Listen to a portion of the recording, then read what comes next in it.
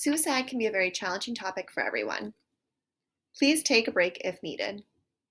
Remember, help is always available.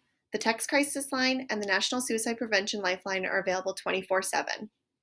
On July 16th of 2022, 988 becomes active.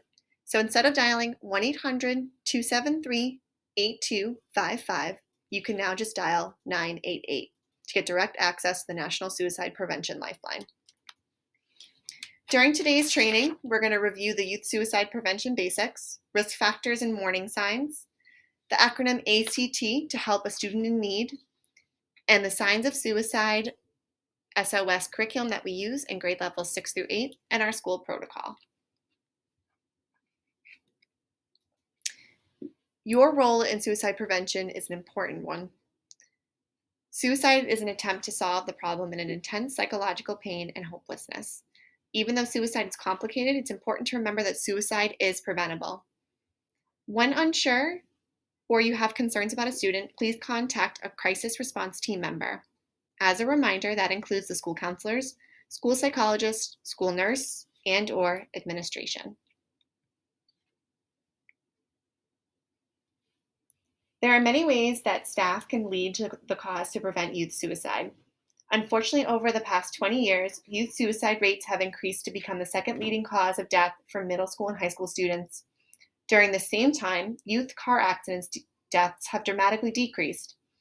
Take a moment to think about the steps that we've taken as a society to prevent car accident deaths.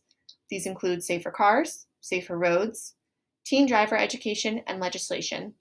So what can we do to prevent youth suicide?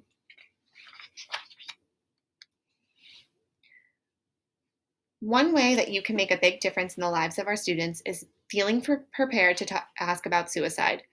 Rest assured that asking someone about suicide will not put the idea in their head.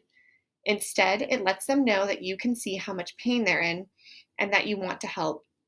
If you're concerned that a student might be thinking about suicide, you can ask indirectly by saying something like, "Do you ever wish you were dead?" Or you can ask directly. This is a difficult conversation no matter what. If you feel like you can't ask those questions, then please find a member of the CRT team. Every individual has a complex mix of factors that can lead them to think about suicide. It's not just one single factor.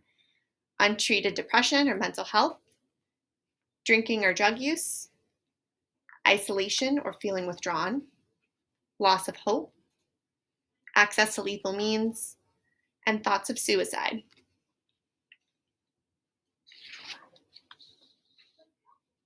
You're going to hear about a student named Taylor in the next upcoming slides. Think about what risk factors do you see and hear, warning signs, and their protective factors as we go through this case scenario. Taylor has always been a good student with a solid group of friends. She struggled with depression since her mother died 2 years ago, but managed to keep her grades up and stay on the basketball team, while also helping take care of her younger siblings. A risk factor is any variable that increases a person's risk for suicide. Think for a moment, what are some variables that could increase Taylor's risk of suicide?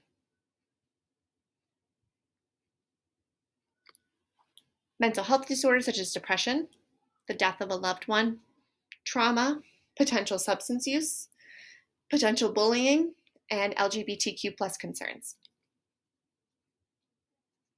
Over the past month, Taylor's friends say that they never want to meet up at the park anymore for basketball, saying things like, "What's the point? None of that matters." Yesterday, her friends were shocked when she blew up and yelled at them to leave her alone. And today, Taylor's first period teacher caught her drinking alcohol from her water bottle. Warning signs or clues that someone may be thinking of suicide. This is the best chance to intervene. What do you see as some potential warning signs that Taylor is exhibiting? Sudden changes in behavior, irritability and anger that is out of context of her character, talking about suicide, or sounding hopeless.